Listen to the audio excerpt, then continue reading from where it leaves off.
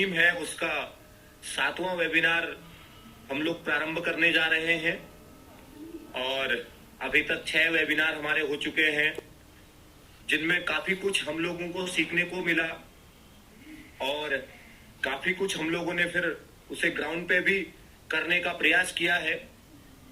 आप सभी लोगों का, जितने भी हमारे स्पीकर्स रहे, जितने भी हमारे वक्ता रहे, प्रत्येक ने अपने अपने विचार यहाँ पर साझा किए और हम सभी को कुछ न कुछ यहाँ पर सीखने को मिला।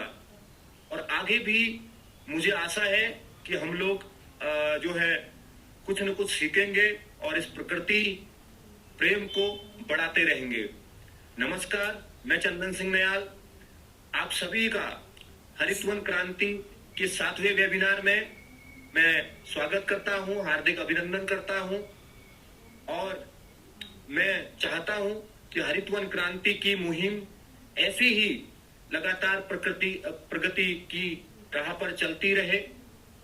आज जो है सर्वप्रथम मैं जितने भी हमारे स्पीकर से हैं, हमारे वक्ता हैं, मैं उनका आभार व्यक्त करता हूं और साथ ही जितने भी हमारे जो है अन्य राज्यों से, उत्तराखंड से, अन्य कई राज्यों से जो है हमारे साथ लोग जुड़े हैं, उनका भी मैं आभार व्यक्त करता हूं, उनका मैं धन्यवाद करता हूं कि आप इस हरित वन क्रांति की मुहिम को आगे बढ़ा रहे हैं और इस प्रकृति के श्रृंगार को सजा रहे हैं। तो साथियों, आज मैं वार्ता करूंगा कि जो हमारे पेड़ पौधे हैं उनका संरक्षण कैसे किया जाए, क्योंकि यहाँ पर पेड़ पौधे लगाने की बात प्रत्येक व्यक्ति करता है, प्रत्येक समाज का व्यक्ति करता है, लेकिन उनको संरक्षित करने की बात जो है कोई नहीं करता। तो आज मैं यहाँ पर जो मेरा समय है उसमें मैं प्रकृति में पेड़ पौधों का संरक्षण कैसे किया जाए इस पर थोड़ा सा चर्चा करूंगा। देखिए, हम जब पौधा लगाते हैं तो वहां पर जो है हम लोग क्या करते हैं, उसी समय गड्ढा खोदते हैं और उसी समय पौधा डाल देते हैं।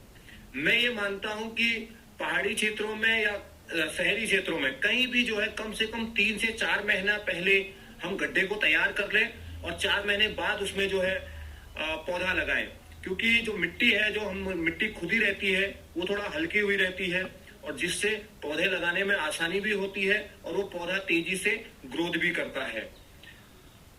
दूसरा क्या है कि हम लोग पौधों को संरक्षित जगहों पर लगाएं। जहां भी हम पौधारोपण करते हैं वहां पर हम ये देखें कि भाई कोई जंगली जानवर या पालतू जानवर तो नुकसान नहीं पहुंचा रहा, या फिर हमारी जैसे गांव में वन पंचायतें हैं, हम वन पंचायतों में जो है पौधारोपण कर सकते हैं, या अपने घरों के आसपास जहां पर संरक्षित जगह है वहां पर हम लोग पौधारोपण कर सकते हैं। क्योंकि अभी जुलाई का माह आ रहा है, पौधारोपण सब लोग करेंगे, लेकिन मैं मानता हूं कि लगभग 80-90% लोगों के पौधे जिंदा नहीं रहते। उसका कारण यही है कि हम लोग जो जगह का चयन सही तरीके से नहीं कर पाते हैं। और दूसरा क्या है कि आज जो हमारे जो जंगल है, चाहे वो कहीं के भी जंगल हो, उनका संरक्षण बहुत जरूरी है। अनियंत्रित जो कटान हो रहा है जंगलों का, उसको रोकना बहुत जरूरी है। उसी के साथ जैसे हमारे चौड़ी पत्ती के जितने भी जंगल हैं उनको बचाना बहुत जरूरी है, क्योंकि देखिए जंगल जो है ना हमने लगाए, ना हमारे बुजुर्गों ने लगाए, ना आने वाली पीढ़ी लगाएगी। हम सिर्फ जो है प्रकृति से जुड़ सकते हैं, जिसे मैं बार बार कहता हूं, उसका एक ही माध्यम है पौधारोपण या प्रकृति के साथ जुड़ना। ये जो एक माध्यम है, इस माध्यम से हम प्रकृति से जुड़ते हैं और प्रकृति का श्रृंगार करते हैं। तो इसी से क्या है कि हमारे जंगलों को बचाना बहुत जरूरी है, उनका अनियंत्रित जो दोहन है उनको रोकना बहुत जरूरी है। जहां पर भी आपने जंगल लगाए हैं, जैसे प्लेन्स में, शहरी क्षेत्रों में जो है एएनआर होता है, एएनआर से जंगलों को कवर अप कर दिया जाता है और वहां पर एक अच्छा जंगल तैयार हो जाता है।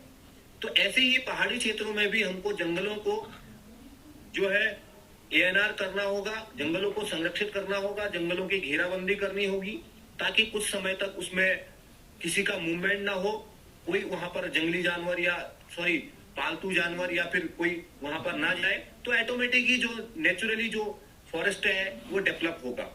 तो कहीं ना कहीं हमको संरक्षित करने की जरूरत है। मेरे पास कई सारे लोगों का कॉल आया कि हमारे गांव में पहले बहुत अच्छा जंगल हुआ करता था, आज जो है पूरा चीड़ का जंगल हो गया है और हमारे वाटर रिसोर्सेज सूख चुके हैं। तो मैंने कहा भाई अपने गांव के लड़कों को आप तैयार कीजिए और जो है यहाँ पर वाटर पॉन्ड या चाल खाल आप बनाने की कोशिश कीजिए। तो उन्होंने कहा कि भाई गांव के लड़के भी सब जो है पलायन कर चुके हैं।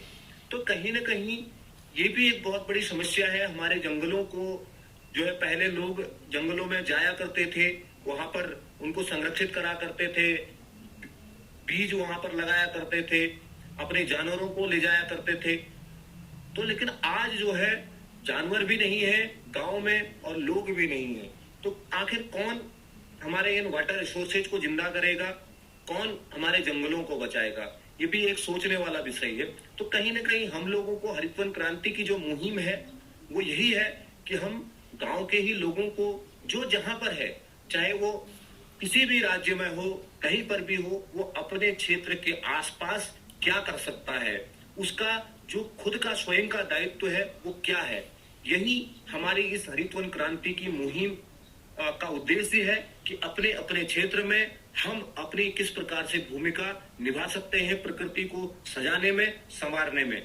यही जो है हम लोगों का उद्देश्य भी है।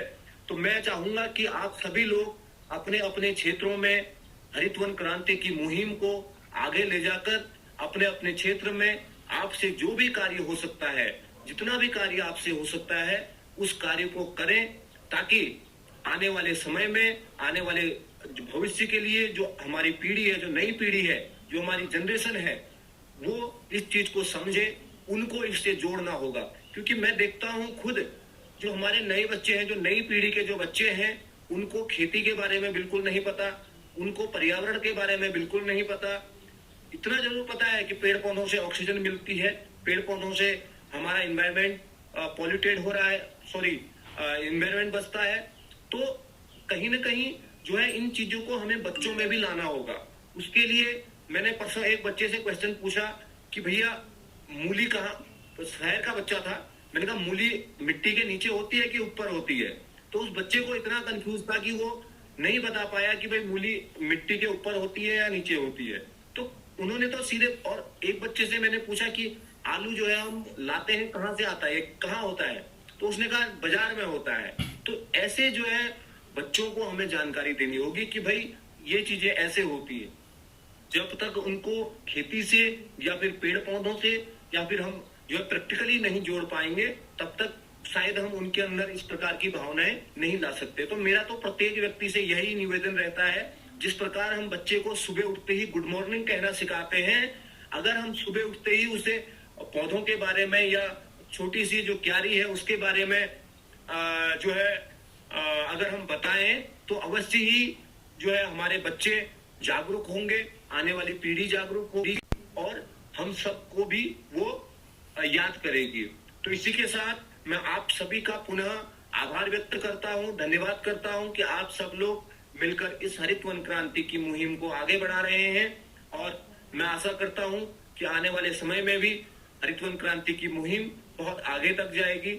और सबसे बड़ी चीज कि हरित वन क्रांति सबसे बड़ी क्रांति होगी जो अपने अपने क्षेत्रों में अपने अपने लोगों के बीच जो है कार्य करेगी और कार्य कर भी रही है। क्योंकि हमने इसी बीच, इसी लॉकडाउन में लगभग 50 से अधिक चाल खाल पोखर खंतियां हम लोगों ने बनाई हैं, और भी कई मित्रों ने जो है हमारी चाल खाल पोखर खंतियां बनाई हैं। साथ ही लगभग 1000 से ज्यादा जो है हमने गड्ढे अभी से तैयार कर दिए हैं पौधारोपण के लिए, और अभी जो है लगभग 2000 गड्ढे इसी बीच तैयार हो रहे हैं पौधारोपण के लिए। तो मतलब एक हम जो है कार्य भी हमारा जो है जमीनी स्तर पर चल रहा है। तो इसी के साथ मैं आप सभी का धन्यवाद करता हूं और आभार व्यक्त करता हूं। आप सभी लोग इसी तरह समय देते रहिए, जो है इस हरित वन क्रांति की मुहिम को आगे बढ़ाते रहिए। बहुत बहुत धन्यवाद। Mohan Sharma ji. Thank you Nihal sir, thanks a lot. आपके इम्पोर्टेंट सजेशन और जो भी बातें आपने बताई, टाइम का ध्यान में रखते हुए मैं हमारे जो पहले स्पीकर है श्री जमुना प्रसाद जी, जिनको कंटर मैम के नाम से भी लोग जानते हैं, मैं उनको आमंत्रित करूंगा। Sir welcome, please. धन्यवाद शर्मा सर, और धन्यवाद हरित वन क्रांति का कि उन्होंने कुछ बात करने के लिए यहाँ पर आमंत्रित किया। तो सर्वप्रथम मैं धन्यवाद देता हूँ हमारे इस मुहिम को आगे ले जा रहे साथी जो हैं श्री चंदन सिंह नयाल जी, और अच्छा एक आपने एक इनिशिएटिव लिया है, और सब उससे बड़ी बात है कि आपने इसको ग्राउंड लेवल पे आप इसको जारी कर रहे हैं, ग्राउंड लेवल पे आप इस काम को कर रहे हैं। साथ में आज के जो वक्ता हैं Shri Bhaskar Dwivedi sir, PS Bajetha sir, Balwant Singh sir, और साथ में संतोष गोस्वामी सर जो इसमें वक्ता हैं, और साथ में जो विभिन्न अदर स्टेट से भी लोग जुड़े हुए हैं, और हमारे बहुत से दोस्त इसको देख रहे हैं। इस वन क्रांति, नाम ही वन क्रांति है, और नयाल साहब की ऊर्जा में आशा करता हूँ कि इस क्रांति को जरूर आगे ले जाएगी, और हम सब लोग आपके साथ हैं। तो मैं अपनी बात को, नयाल साहब की बात को ही मैं आगे बढ़ाता हूँ, क्योंकि ये होता है कि नयाल साहब उसको बहुत ग्राउंड लेवल में जी रहे हैं, तो नेचुरल है उनका जो एक कॉन्सेप्ट है, वो कॉन्सेप्ट है कि लोग अब सेल्फ ओरिएंटेड हो जाए। ये किसी को कह के या फिर एक बोझ के रूप में संरक्षण कार्य को, या मजबूरी के रूप में कहूंगा मैं, संरक्षण कार्य को नहीं किया जा सकता। अब संरक्षण कार्य एक स्व की भावना से आना चाहिए। तो सबसे पहले अपनी बात को मैं, क्योंकि 10 मिनट का टाइम है, मैं कोशिश करूंगा उसमें मैं संक्षेप में अपनी बात को रखूं। सबसे पहले मैं सोचता हूं, जो मुझे लगता है, मैं संरक्षण शिक्षा के लिए विगत 15 साल से कार्य कर रहा हूं, और मेरा कोशिश रहता है कि मैं एक नई पीढ़ी में एक कुछ ऐसा काम किया जाए कि उनके अंदर ये चीज अपने आप पनपे कि भाई हमको कुछ न कुछ इस प्रकृति के लिए श्रृंगार के लिए कुछ किया जा सके, उन बच्चों में अपने आप करने की प्रेरणा है। तो सबसे पहले मुझे लगता है कि जो एक इनिशिएटिव लिया गया है हरित वन क्रांति का, उसमें सबसे एक महत्वपूर्ण बात मुझे अच्छी लगी, उनकी एक थिंकिंग है, जो सोच है, वो मानव केंद्रित नहीं है। उनकी सोच जो है वो इकोसेंट्रिक है, वो तंत्र के बारे में। मैं निवेदन करूंगा कि थोड़ा अनम्यूट इसको कर लीजिएगा, काफी इसमें इको आ रहा है, प्लीज म्यूट कर लिया आपने उसको, तो मेरे ख्याल से सुनने में। ओके, तो मैं ये कहना चाह रहा था, जो हमारा थिंकिंग है, जो हमारा सोच है, वो ज्यादातर रहा है ह्यूमन सेंट्रिक। मनुष्य को लेकर के हमने ध्यान केंद्रित किया है कि भाई मेरा भला हो जाए, मानव जाति का भला हो जाए, दैट्स ऑल। लेकिन अब इस सोच को केवल मानव ही नहीं है, इस इकोसिस्टम में, इस नेचर में, इस प्रकृति में, इस पृथ्वी में और भी जो स्पीसीज है, जनजातियां हैं, वो स्पीसीज सब जो हमारा फ्लोरा एंड फौना है, सबका अपना इंपॉर्टेंस है। और हम जो बात करेंगे, हम केवल मानव पर केंद्रित रहते हैं, ह्यूमन सेंट्रिक रहते हैं। तो ये बहुत अच्छी चीज होगी कि हम ऐसी कोशिश करें हरित वन क्रांति की ओर से कि हमारी सोच थोड़ा इकोसेंट्रिक हो, हम नेचर के बारे में सोचें, अपने आसपास के बारे में सोचें। तो अब तभी आप देख रहे हैं वर्तमान परिस्थितियां क्या हैं। ये सब परिस्थितियां कहीं न कहीं ह्यूमन मेड है, कहीं न कहीं ऐसा अनियंत्रित विकास है जो पर्यावरण संरक्षण के साथ जिसका कभी भी संतुलन नहीं हो पाया। तो अगर हम एक बैलेंस बनाते हैं, एक ऐसी सोच को लाते हैं कि नहीं, हमें प्रकृति के लिए भी कुछ करना ही पड़ेगा, भले वो अपने हित के लिए ही सोचो, आप है मानव का ही हित उसमें। कोई पृथ्वी को बचाने के लिए अगर बिगाड़ा हमने है, तो कोई अब दूसरे जानवर आने वाले नहीं बचाने के लिए, हम ही को बचाना पड़ेगा, भले ही हम उसको कैसे ही बचाएं, अपने अस्तित्व को बचाने के लिए तब भी हमको नेचर को बचाना हो। और इसके लिए हमारी जो लड़ाई है वो सीधी सीधी बात है, अनियंत्रित विकास और दूसरी तरफ सतत विकास। आज जो मुहिम है, एक सतत विकास की मुहिम है, इसको हमें आगे बढ़ाना है। नयाल साहब ने बताया कितने ये अपने वृक्षारोपण कर चुके हैं, चाल, खाल, पोखर इनका निर्माण कर रहे हैं, नदियों के पुनरुद्धार के लिए इन्होंने कार्य किया है। कई जगह जागरूकता में खुद मुलाकात की है, मैंने मोहन शर्मा सर के साथ मुलाकात हुई थी, तो बड़ा प्रभावित हुआ। वो इसलिए प्रभावित हुआ कि ऐसी नई पीढ़ी के लोग, जो नए लोग जो हमारे बीच में आएंगे, तो क्यों नहीं आगे बढ़ेगी मुहिम। हम तो बहुत सकारात्मक सोचते हैं। आज आप देख रहे हैं कि आप 7वीं वेबिनार आप कर रहे हैं, ये अपने आप बड़ी उपलब्धि है। हम जो प्रयास करेंगे, हम 100% प्रयास करेंगे, तो हम 100% प्रयास में 20% भी अगर सफल होते हैं तो हमारी बहुत बड़ी उपलब्धि है। तो साथ में अब मैं थोड़ा सा आगे अपनी बात को बढ़ाऊंगा। अब जैसे अभी संरक्षण की बात आई, तो संरक्षण समय समय पर, आज से 50 साल पहले, 100 साल पहले का जो संरक्षण था, आज के संरक्षण में उसमें अंतर आ जाएगा। इसलिए आएगा क्योंकि लगातार हमारे जो पृथ्वी की एनवायरमेंटल कंडीशंस हैं, जिसको हम आप ग्रीन हाउस इफेक्ट कह लीजिए या ड्रेन कह लीजिए, दुनिया भर के जितने भी आप पॉल्यूशन कह लीजिए, उनके साथ अब हमको संघर्ष करते हुए संरक्षण का कार्य करना है। तो हमको आप देख रहे होंगे, जैसे हम अपने उत्तराखंड के परिप्रेक्ष्य में बात कर रहा हूँ, उत्तराखंड के ही परिप्रेक्ष्य में बात रखूंगा। अगर आप देखें कि आज से 10 साल पहले आप हमारे गांव को देखिए, मेरे गांव में, अपने गांव की बात करूं, वहां पर आम नहीं होता था, वहां पर कुछ ऐसे फल फ्रूट हैं जो नहीं होते। तो अब देखिए वहां पर बेहतरीन 20 साल बाद, 25 साल बाद बहुत अच्छा वहां पर मैंगो का उत्पादन हो जा रहा है, अच्छा फ्रूटिंग भी हो रही है, फ्लावरिंग भी हो रही है। और जो लगता है, जो एक कारण लगता है, वो कारण लगता है हमारे ग्रीन हाउस इफेक्ट का, ग्लोबल वार्मिंग। तो अब हमको उसी हिसाब से अपने संरक्षण कार्यों में भी बदलती हुई भौगोलिक परिस्थितियों का हमको समावेश इसमें करना पड़ेगा। अगली बात मैं कहना चाहूंगा कि हमको नई पीढ़ी को जो बायोडाइवर्सिटी है उसका नॉलेज देना पड़ेगा। जैसे एनसीसी के कैंप्स में हमारे लोग जाएं, एनएसएस के कैंप्स में हमारे लोग जाएं, स्काउट कैंप्स में हमारे लोग जाएं। युवाओं की कई ऐसी मीटिंग्स होती हैं जिनमें लोग गैदर होते हैं और कुछ समाज के लिए अच्छा करने की कोशिश करते हैं, वहां जाएं। तो इनमें भी हमारे अगर जो विशेषज्ञ हैं और जो हमारे साथ सौभाग्य ये है कि सब लोग ग्राउंड लेवल के लोग हैं, जो जमीन में काम कर रहे हैं, वो बहुत महत्वपूर्ण लोग हैं। तो वो अपनी बात को अगर ऐसे रखेंगे तो बहुत इंपॉर्टेंट होगा। अगला जो अभी नयाल साहब ने मूली का एग्जाम्पल दिया, वो बिल्कुल ग्राउंड लेवल की रियलिटी है।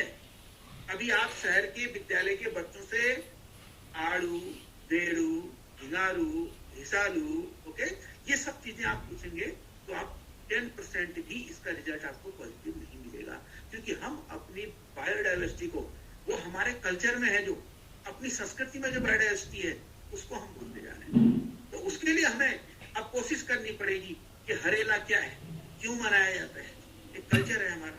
वृक्षों की पूजा हम क्यों करते हैं? हमारे यहाँ जो रीजनल फॉरेस्ट डेवलप किया कर दिए लोगों ने, धार्मिक धर्म के साथ साथ उन्होंने एक फॉरेस्ट बना दिए, जो फॉरेस्ट अपने आप कंजर्व है, उनको कोई कंजर्वेशन नहीं कर रहा, जिनको हम धार्मिक वन उपवन कहा करते हैं, वो फर्स्ट क्लास अपने आप ग्रो करते हैं, अपने आप उनकी संरक्षण हो रहा है। तो इस तरह की चीजें भी हमको आगे लानी पड़ेंगी। और दूसरा, हम सौभाग्यशाली इसलिए भी हैं कि उत्तराखंड की जो बायोडाइवर्सिटी है, यहाँ कंजर्वेशन के लिए तो साहब आप देख ही रहे हैं कि पूरे, मैं कहता हूँ पूरे इंडिया में अगर कंजर्वेशन में सबसे नंबर 1 में अगर देखा जाए, लोगों के माइंड मेकअप को देखा जाए, उत्तराखंड अभी भी नंबर 1 पर है। तो संरक्षण के लिए यहाँ पर इतने लोग आगे काम कर रहे हैं, लेकिन इस संरक्षण कार्य को, इन संरक्षण कार्यों के निचोड़ को जब तक हम आम आदमी को शामिल न कर दें, जो चंदन सिंह नियाल साहब की जो ये परिकल्पना है, मुझे सबसे अच्छा लगा कि हमको भाई आम आदमी को हमको इसमें जोड़ना, आम आदमी को इसके अंदर हमको रखना पड़ेगा, उसको जोड़ना पड़ेगा, तो हम निश्चित रूप से इसमें सफल होंगे। और दूसरा मैं ये भी एक बात कहना चाहूंगा, हमारे उत्तराखंड में आपका पन्नगर यूनिवर्सिटी में है, हमारा कोसी कटाल बल संस्थान है, विवेकानंद इंस्टीट्यूट है, यूकॉस्ट है, यूसफ है, बड़े बड़े इंस्टीट्यूट है सर। तो अगर इन इंस्टीट्यूट से जो हमारी साइंटिफिक वैल्यू की बातें आएंगी, जो साइंटिफिक नॉलेज यहाँ से चलेगी, हमको इन प्रोग्राम्स में उस नॉलेज को भी जरूर शेयर करना है, ताकि हम जितना भी संरक्षण कार्य करें, हम पूरे साइंटिफिक टेम्परामेंट के साथ उसको काम करें और नई पीढ़ी उससे आगे को सीखेगी। तो चूंकि टाइम मेरा ओवर होने जा रहा है, Sharma sir thank you very much. और बातें कहने को बहुत कुछ है, लेकिन आप लोग के कार्य को सैल्यूट करते हुए मैं आपसे अभी यहाँ पर आह्वानी को विराम देता हूँ। Thank you very much. Thank you sir, thank you Jamuna sir, आपने जो इतनी क्लियर और एक साइंटिफिक एज वेल एज जो ग्राउंड लेवल का जो कॉम्बिनेशन के बारे में बताया, तो डेफिनेटली सर हम इसका भी आगे प्लान करेंगे। और थैंक यू, थैंक्स अलॉट आपने जो आपके टाइम के लिए। मैं टाइम का ध्यान रखते हुए अपने नेक्स्ट स्पीकर श्री भास्कर द्विवेदी जी को मैं वेलकम करूंगा। Bhaskar sir please. धन्यवाद सर। मैं भास्कर द्विवेदी, जनपद पौड़ी गढ़वाल से, और पिछले 10 साल से लगातार पर्यावरण और स्वच्छता के संबंध में काम कर रहा हूँ। और धन्यवाद देता हूँ हरित क्रांति वन के दूत भाई चंदन दयाल को और आज उपस्थित सभी पर्यावरण योद्धाओं को। सबसे पहले संरक्षण के लिए हमें आने वाली अपनी युवा पीढ़ी को वनों के बारे में समझाना होगा कि वनों का दायित्व क्या है और इसके आधार क्या है। देखिए, वनों का काम है मिट्टी, पानी, भोजन और वन्य जीवों के संरक्षण के साथ वातावरण को शुद्ध करना, और हमें केवल इसके संरक्षण हेतु अब आगे आना होगा। पेड़ लगाने की मुहिम नहीं, पेड़ संरक्षण करने की मुहिम को आगे बढ़ाना होगा। और अब हमारा जो आगामी अभियान हो, मेरे हिसाब से मेरा पेड़ मेरा भविष्य और इसका संरक्षण मेरा अभियान, ये हो। और दूसरी सबसे बड़ी एक चुनौती नई उभर के आ रही है, जो एडवेंचर टूरिज्म के नाम पे हो रही है। उत्तराखंड राज्य के अधिकतर वन क्षेत्रों में प्लास्टिक कचरा इकट्ठा हो रहा है, खासकर हमारी नौजवान पीढ़ी उसमें बड़ी भागीदार है, और जो आग लगने का और जैव विविधता नष्ट होने का सबसे मूल कारण है। हमें इसकी तरफ भी ध्यान देना होगा और इस एडवेंचर के लिए कुछ रोक लगानी पड़ेगी कि एडवेंचर हो लेकिन उसमें कुछ दायरे हों।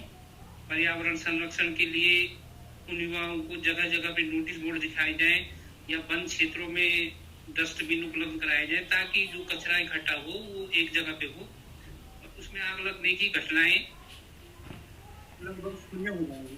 इस तरह के अभियान में भी हमें आगे बढ़ते आना होगा और युवा पीढ़ी को इस अभियान से जोड़ना होगा, तभी कुछ बेहतर हो सकता है। बाकी जो चंदन भाई ने कहा कि धरातलीय प्रयोग बहुत जरूरी है, खालचाल हो गया, रेन वाटर हार्वेस्टिंग हो गया, और युवाओं को बताना पड़ेगा कि ये जो चीजें हैं, चाहे वो है, फूल हैं, सब्जियां हैं, ये हमारे वनों से ही आती हैं।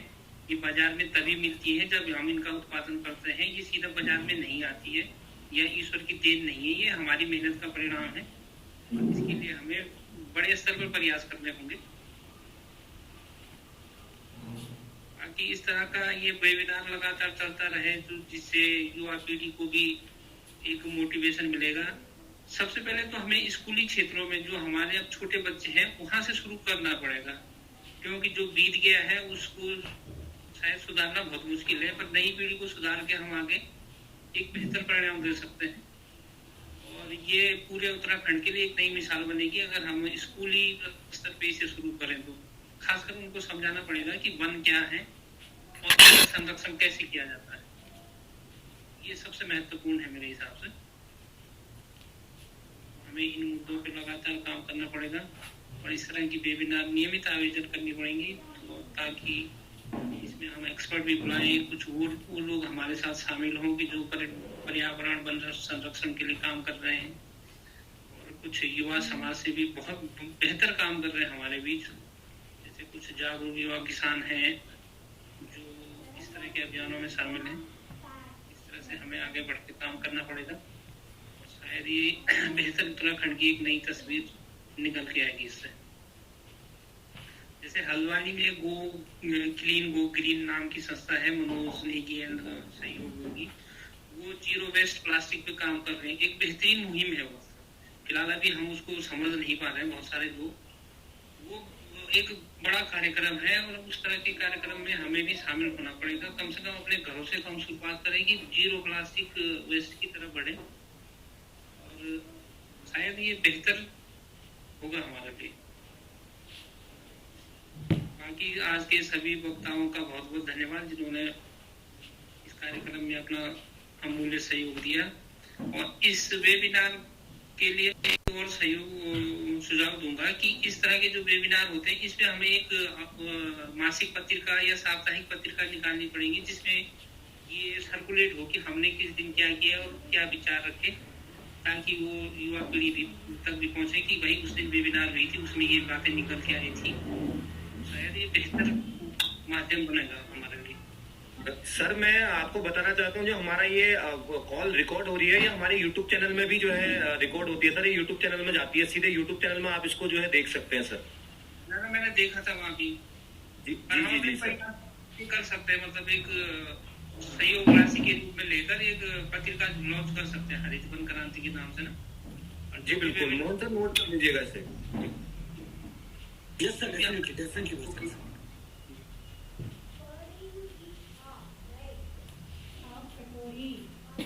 जो भी हमारे वेबिनार होंगे उसका हम रिकॉर्ड रखे होंगे कि किसने क्या बोला और में क्या किस पे बात हुई, और ये बेहतर रहेगा।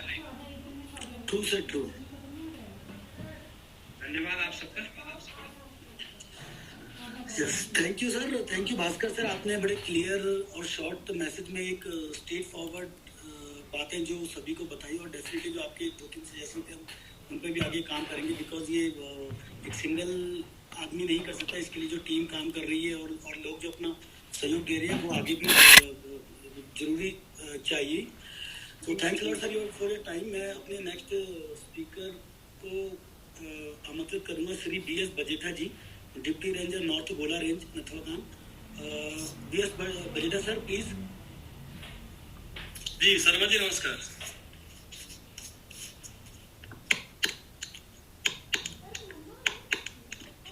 हरित वन क्रांति का 7वां वेबिनार आज जो मनाया जा रहा है आप लोगों द्वारा, बहुत सराहनीय पहल है। इसमें चंदन जी का शुक्रगुजार हूँ, उन्होंने यहाँ पे बोलने का मौका दिया, और वेबिनार में उपस्थित सभी लोगों का स्वागत करता हूँ। आप लोगों ने काफी अच्छी बातें चंदन नयाल जी ने बताई, वो तो काफी जमीन से जुड़े हुए हैं, काफी अच्छी जानकारी है उनके पास है वनों के बारे में, और मैं भी वनों के संबंध में कुछ जानकारी दे दूं। सर्वप्रथम नयाल जी ने कहा पौधारोपण करना कोई बड़ी बात नहीं है, सभी लोग पौधे लगाते हैं बरसात में, उनकी सुरक्षा करना मुख्य उद्देश्य होना चाहिए। अगर हम 10 पौधे लगाएं तो उनकी सुरक्षा की जिम्मेदारी भी लें, और सुरक्षा के साथ साथ उसमें लोगों को जागरूक करें कि हम पौध लगा रहे हैं, इसकी सुरक्षा करना आपका दायित्व है। दूसरा, पौधारोपण के अलावा हम ANR कर सकते हैं। ANR चंदन नयाल जी ने बताया था, ANR बहुत अच्छी चीज है। हम किसी पर्टिकुलर एरिया को घेर लेते हैं तो उसी में हम घेरवाड़ करके जो नेचुरल पौध होगी उसी की हम वो कर देंगे, थावलाबंदी और उसकी सिंगलिंग, प्रूनिंग आदि कार्य कर सकते हैं उसमें, और वो नेचुरल जंगल बनेगा हमारा। एक चीज और कर सकते हैं हम कि किसी एरिया में जिसमें हम ANR कर रहे हैं उसी में हम जो सीड जिस टाइम पर तैयार होता है वो सीड डाल के उससे भी पौधे तैयार हो सकते हैं। उसमें खर्चा भी कम आएगा, मेहनत भी कम लगेगी, और वो नेचुरल रूप से पौध उगते रहेगी तो ग्रोथ भी अच्छी आएगी। दूसरा, हमें जल स्रोतों पर मुख्य ध्यान देना चाहिए।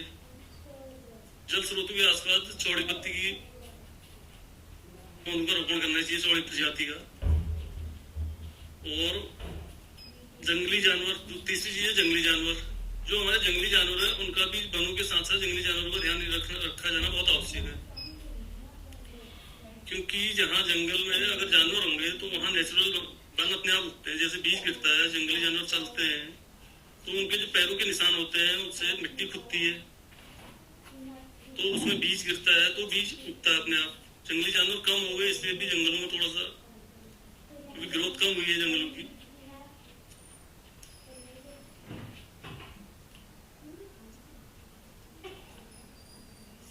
और जन जागरूकता फैलाना अति आवश्यक है, सबसे महत्वपूर्ण चीज है।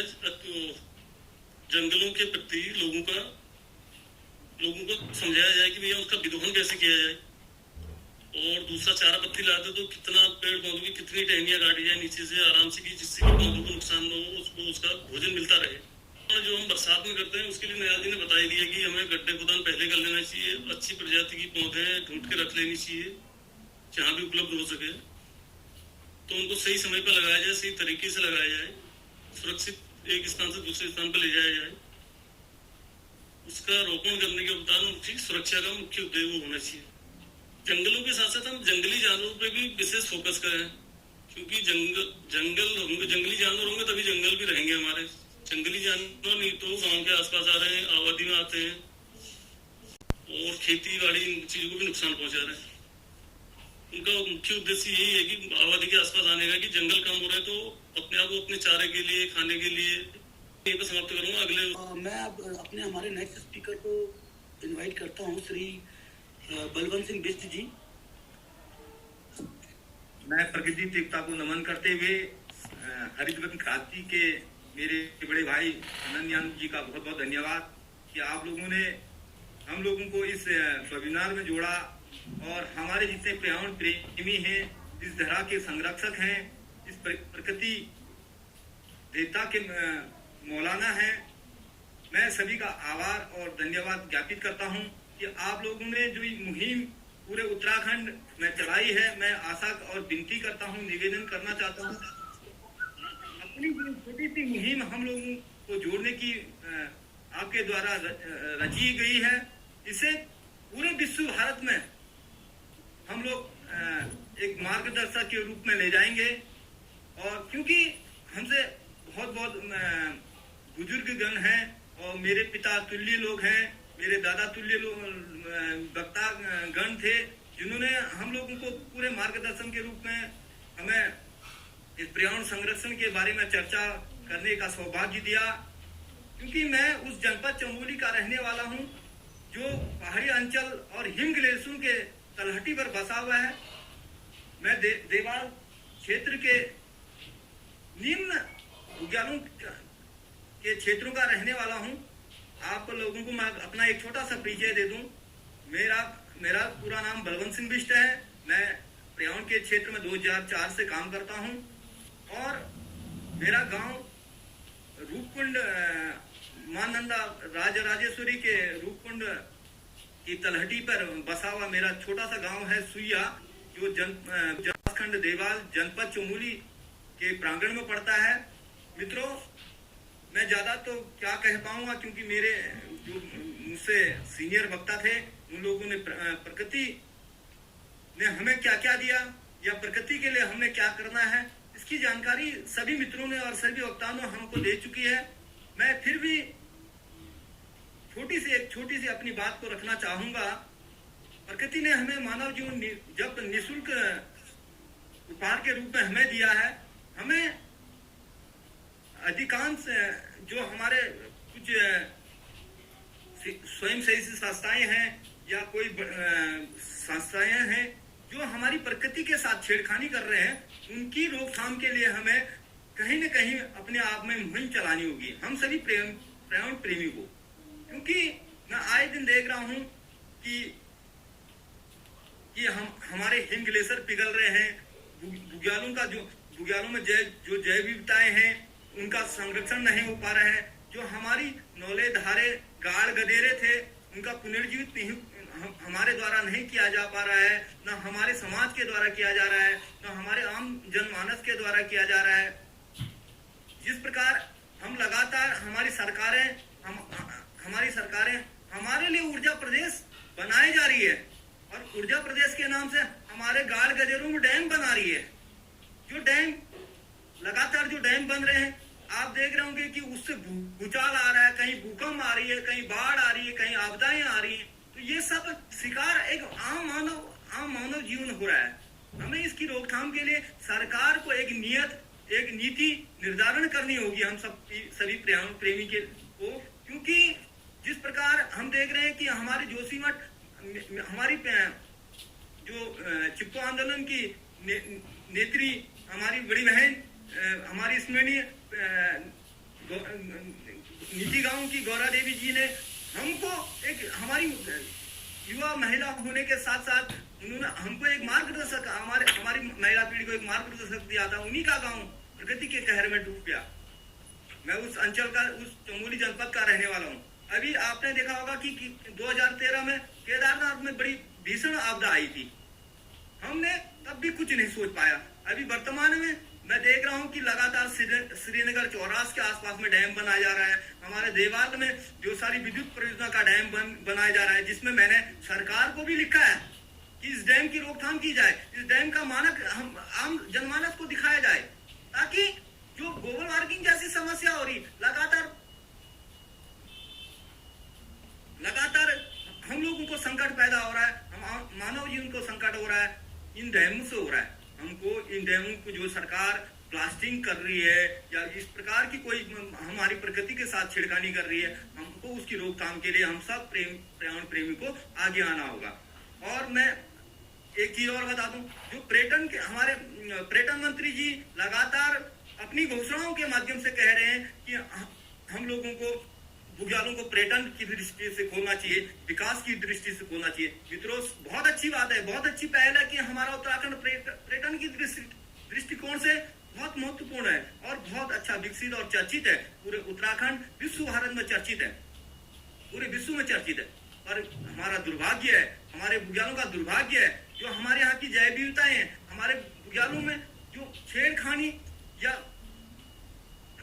जो नीचे से लोग आते हैं, पर्यटन आता है, जो हमारे बुग्यालों की लुप्त उठाने के लिए हमारे दूर दराज से हमारे यहाँ पर्यटन आते हैं। वो लोग क्या कर जाते हैं, आप स्वयं आप उसकी विद्यमान आपको उसकी जानकारी है। क्या कर जाते हैं कि हम बुग्यालों में जाते हैं, वहाँ पे पिकनिक मनाते हैं, पार्टी करते हैं और तमाम कूड़ा कचरा प्लास्टिक का जितना भी बोतल है, डिस्पोजल है, वो सब वहीं गिरा जाते हैं।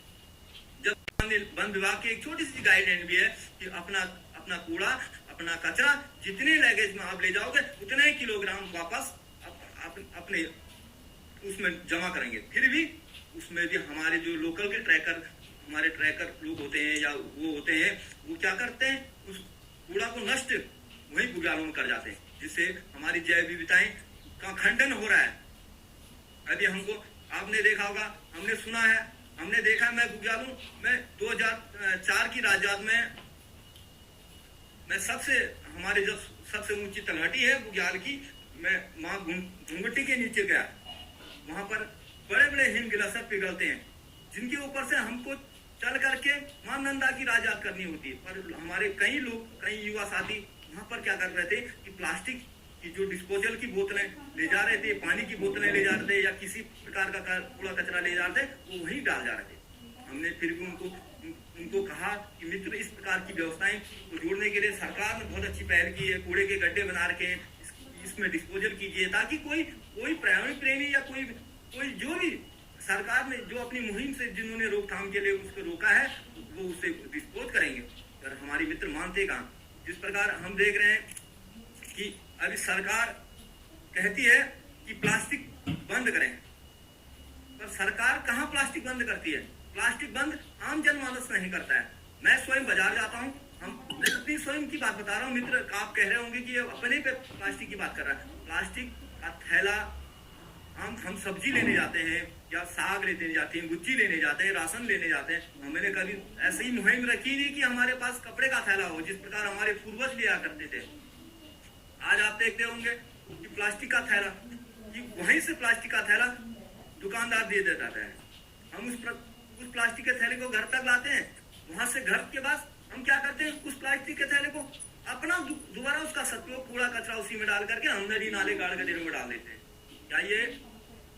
क्या जो हम नदी और नालों को साफ सुथरे करने की बात कर रहे हैं, जल संरक्षण की बात कर रहे हैं, क्या ये मुहिम हम लोगों के लिए अच्छा संदेश दे रही, या आने वाली पीढ़ी के लिए अच्छा संदेश देगी? नहीं। इसीलिए हमको प्लास्टिक के कूड़े कचरे की रोकथाम के लिए कुछ न कुछ मुहिम नहीं चलानी होगी। जो हमारे वन्य जीव जंतु हैं, अभी हम कई वन्य जीव जंतु को अपना अधोदक मानते हैं। हम सियार को बोलते हैं, सियार गढ़वाली में कहावत है कि सियार का वासना अशगुन होता है, जबकि मित्रों साथियों, जबकि सियार का वासना हम हमारे लिए सबसे महत्वपूर्ण योगदान देता है। पर्यावरण में जो प्रदूषण होता है उसकी रोकथाम, उसमें उसकी कटाव में महत्वपूर्ण योगदान देता है। सियार की जो आवाज होती है वो 3 लोग तक जाती है। और जिस प्रकार हमारा उत्तराखंड सरकार में एक छोटी सी पहल की बात बताऊं, जिस प्रकार हमारी उत्तराखंड सरकार लगातार केंद्र सरकार से मांग करती है ग्रीन बोनस की मांग कर रही है, पर हम आए दिन देख रहे हैं हमारे जंगल इस 2020 की ग्रीष्म काल में पूरे जल गए। हमारे जितने सरकारी प्लांटेशन बने थे या किसी पर्यावरण प्रेमी के द्वारा भी बनाए गए थे, या हमारे गांव के माध्यम से बने थे, या किसी महिला मंगल दल के माध्यम से बने थे, या किसी युवक मंगल दल के माध्यम से बने थे, या किसी स्वयं से संस्थानों के द्वारा तैयार किए थे, वो पूरे जल गए।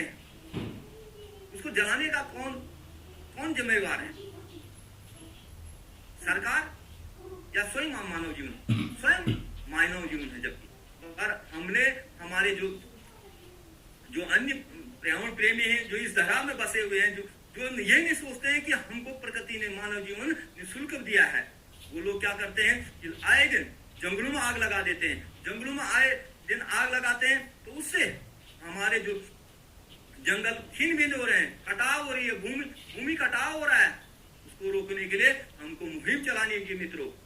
अभी जैव विविधताओं की बात आती है, जैव विविधताएं, जबकि हमारे बुग्यालों में इतनी अच्छी चीज जैव विविधताएं, आज कोरोना जैसी वैश्विक महामारी जो कोविड-19 चल रही है, आज दूसरी लहर चल रही है, क्या उत्तराखंड वासियों में कभी इस प्रकार की जो आज कोविड की जो दूसरी जहरीली लहर आई, क्या हम लोगों को घातक हुई? नहीं।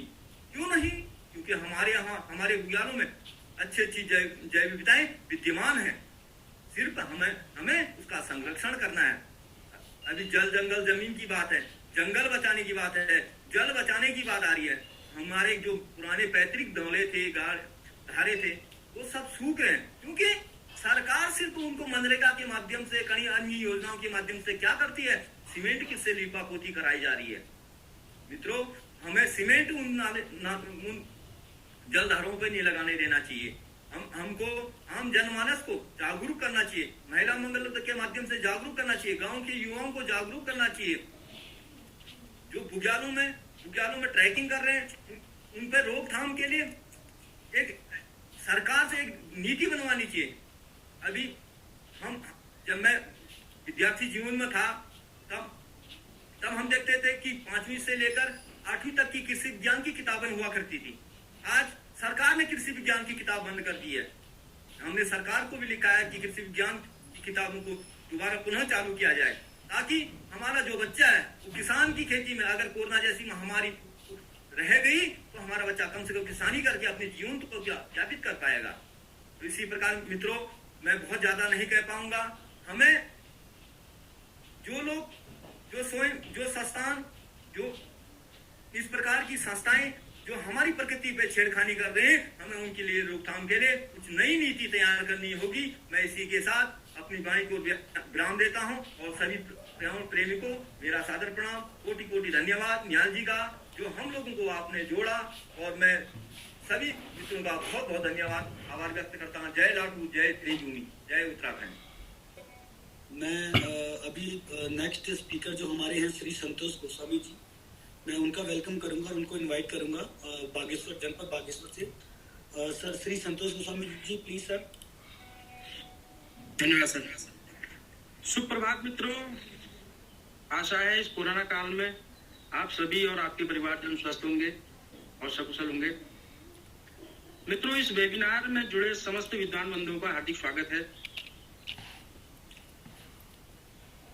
मित्रों, सर्वप्रथम तो हम जब कोई भी मुहिम का आगाज होता है तो प्रत्येक व्यक्ति यदि अपने स्वयं के उपलब्ध संसाधनों से, जैसे हमारे पास क्या है, बेसिक चीजें, जो चीजें हमारे पास है, उसका ससमय अगर हम उपयोग करें तो हमारा जो लक्ष्य है वो सीधे से हम उसको भेज पाएंगे और ऐसा नहीं लगेगा हमें कि हम कुछ नहीं कर पाए। हमारे चंदन जी ने जो ये मुहिम छेड़ रखी है, हरित वन क्रांति, ये क्रांति भी एक युद्ध से कम नहीं है। मैं इसको जीतने का हौसला चंदन भाई जैसे धरा प्रेमी व्यक्तित्व के लोगों का आपस में जुड़ करके, उनके विचार जान करके, उन लोगों के जो क्रियाकलाप दैनिक दिनचर्या वो कैसे कर रहे हैं, क्या कर रहे हैं, धरातल पे काम किस तरीके से कर रहे हैं, तो उनका जैसे उनसे प्रेरणा लेकर हम लोग अपने आने वाली जनरेशन को इनके बारे में कुछ बताएं, ये किस तरीके से धरती पे काम कर रहे हैं और कैसे इनने अपने लक्ष्य को धीरे धीरे आज 7वां वेबिनार चला रहे हैं और अभी आगे को भी इसी प्रकार ये लोग काम करते रहेंगे। तो ये चीज के बारे में भी अपने से छोटी जनरेशन को हमने बताना है इस बारे में,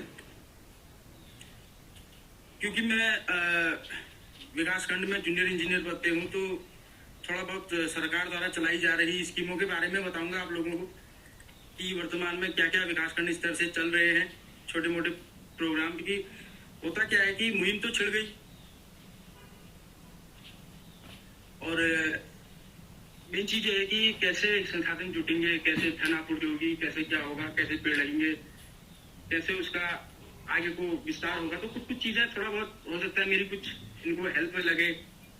तो सबसे पहले एक छोटा सा मनरेगा करके एक योजना चल रही है केंद्र सरकार की, प्रत्येक विकासखंड स्तर पे काम तो कर ही रहे हैं लोग बाग, लेकिन प्रतिवर्ष उसमें जल संवर्धन के लिए भी जियो निकाल रखा उन्होंने कि जल संवर्धन के एनआरएम संबंधी नेचुरल रिसोर्स मैनेजमेंट से संबंधित वो 70 से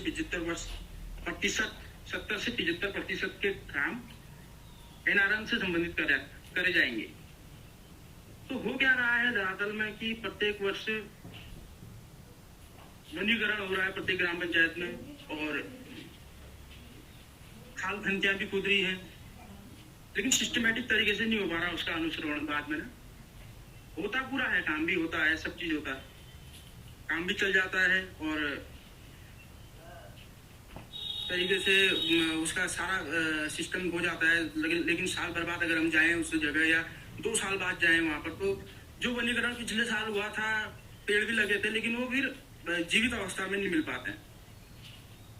तो मतलब हमने एक छोटे पार्ट में रह के, जैसे जो सक्रिय लोग हैं अपने आसपास के क्षेत्र में, वो उन्हीं पेड़ों को अगर फोकस करके उनका अनुसरण करें, उनको देखें, उनकी देखरेख ही कर लें, उनके ऊपर जैसे पिरूल पड़ गया उसको हटा दें, क्योंकि मैक्सिमम जो जंगलों में वनाग्नि हो रही है वो पिरूल से संबंधित हो रही है। पिरूल तुरंत आग पकड़ लेता है और पूरे जंगल तहस नहस कर दे रहा है जंगलों के।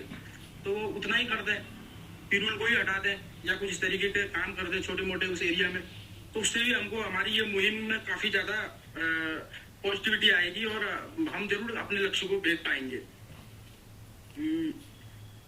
और कुछ इस तरीके के जैसे सेमिनार लगातार चल रहे हैं, ये वेबिनार चल रहे हैं, और चंदन भाई हमारे काफी क्योंकि हमारे पहले पुराने मित्र भी रहे हैं, लोहाघाट में साथ ही रहे हैं हम, चंदन और हम, और ये पहले से ही काफी मतलब जज्बे वाले इंसान रहे हैं। और अभी आशा करते हैं इनसे कि आगे को भी इसी प्रकार के कुछ नई मुहिमों को लाएं हम लोगों के बीच में, और हमें मौका दें इस तरीके से हम अपने आसपास में इन चीजों को अपने दैनिक जीवन में अपनाते रहें। और कुछ और चीजें में थोड़ा सा मैंने शॉर्टकट लिखा था। एक हम क्योंकि कुमाऊनी है तो हमारे यहाँ एक पहाड़ी भाषा में बोलते हैं पानी का अलजूण छू, समझ रहे हैं चंदन जी? ज्यादा कुछ नहीं करना, पानी को अलजूण छू। अलजूड़ मतलब जो लोग भाषा से जुड़े हैं, अदर स्टेट से जुड़े हैं, मतलब उलझाना, क्योंकि मनुष्य ने पूरी दुनिया को उलझा के रख दिया इस समय। और केवल अब जो मुहिम है वो पानी को अलजूड़ छू, तो पानी को जितना हो सकता है, धरती में पानी आ रहा है, ऊपर से बरसात हो रही है, तो इसको उलझाना है। भले आप चाल खाल बना लो या डायरेक्ट नदी में न चला जाए ये पानी, बस इसको जैसे उलझा सकते हो तुम। रास्ते में चेक डैम बना लो या खाल संती बना लो या कुछ और चीजें बना लो, पोखरी बना लो, मतलब कुल मिला के पानी को अलजूड़ छू।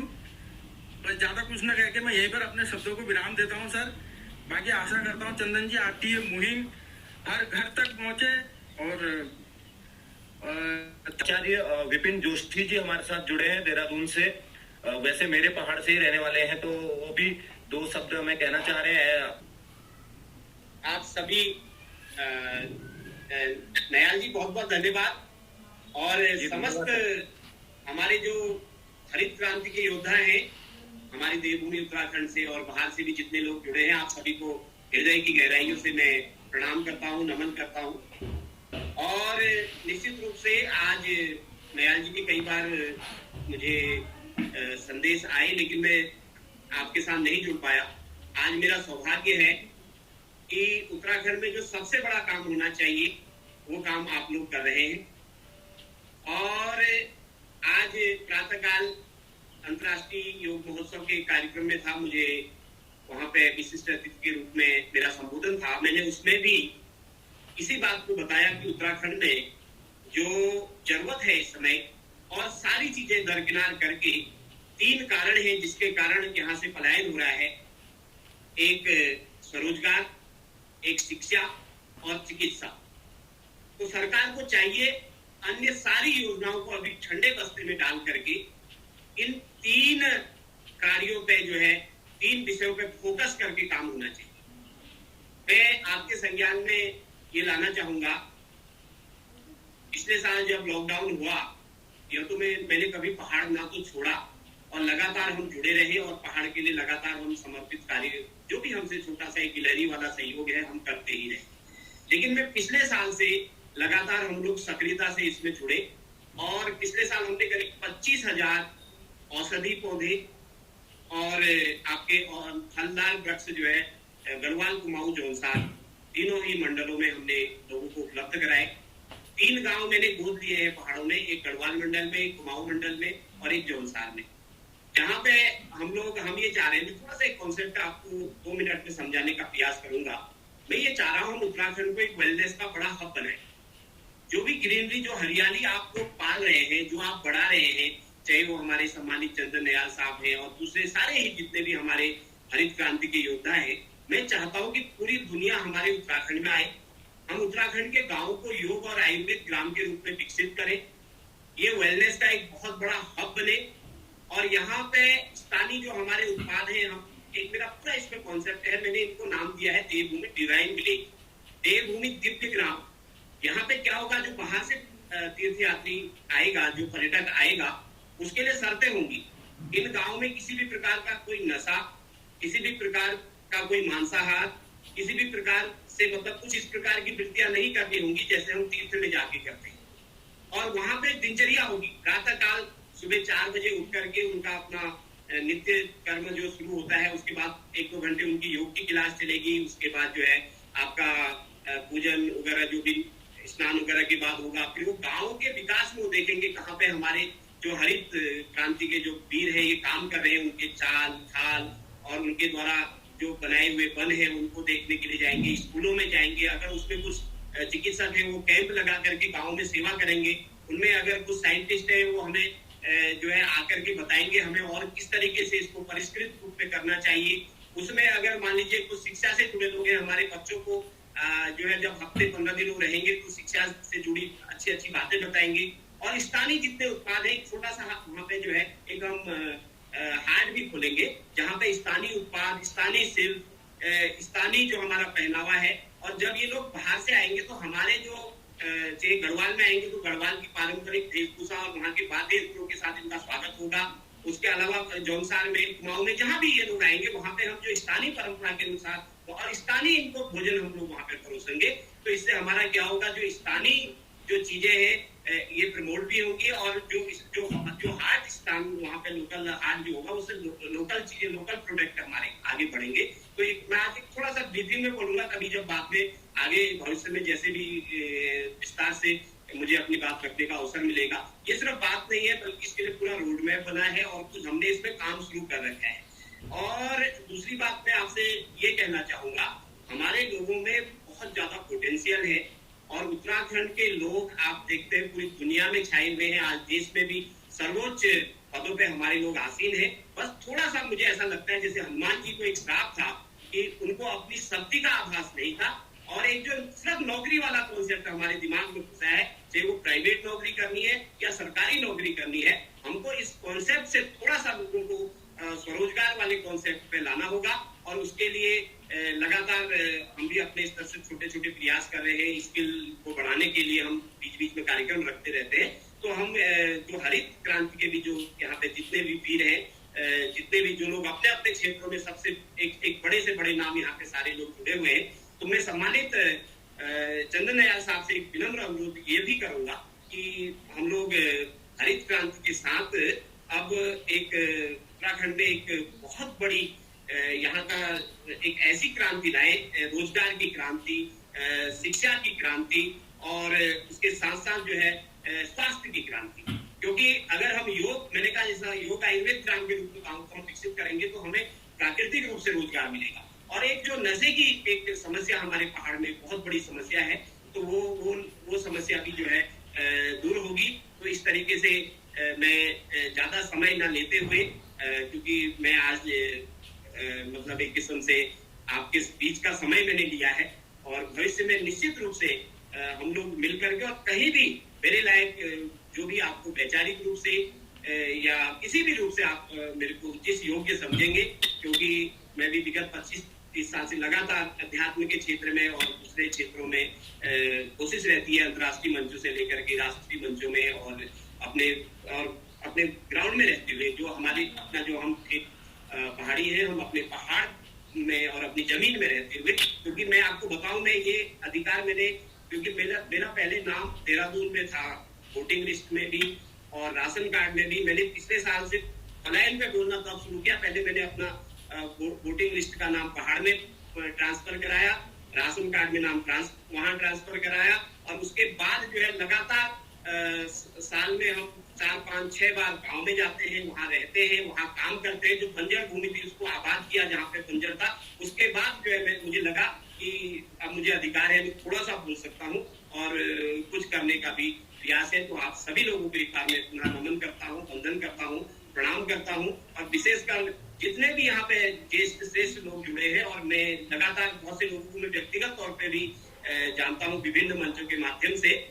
तो मैं सभी लोगों को जो है बहुत बहुत साधुवाद देता हूँ, धन्यवाद देता हूँ। आप मुझे लगता है कि जो असली पूजा है, प्रकृति ही ईश्वर है, और जो ईश्वर का साक्षात रूप अगर आपने देखना है तो नेचर है, प्रकृति है, और इस नेचर के साथ जो जुड़े हुए हैं, आप साक्षात इस ईश्वर के पुजारी है, उस प्रकृति के पुजारी है। तो मैं आप सभी लोगों को बहुत नमन प्रणाम करता हूँ, और इस मुहिम को मुझे लगता है कि आप रोजगार, शिक्षा और चिकित्सा से जोड़ करके आइए, एक समृद्ध और शक्तिशाली उत्तराखंड का निर्माण करें, और हम किसी के बाहर बल्कि नौकरी ढूंढने न जाए, बल्कि हम 20-25 लोगों को खुद नौकरी दे सके, ऐसी परिस्थितियां हम बनाए, क्योंकि हम मालिक हैं। हमारे पास ईश्वर ने इतना कुछ दिया है, हमारे पास आज वो है। दुनिया आज देखिए, पूरी दुनिया ऑक्सीजन के लिए त्राहिमाम कर रही थी। अभी हमारे एक वक्ता बोल रहे थे पूर्व में कि उत्तराखंड में ईश्वर की कृपा से कोरोना का जो संकट है बहुत कम रहा, और संक्रमण हुआ भी तो जो मौतों का आंकड़ा था विशेषकर हमारे ग्रामीण क्षेत्रों में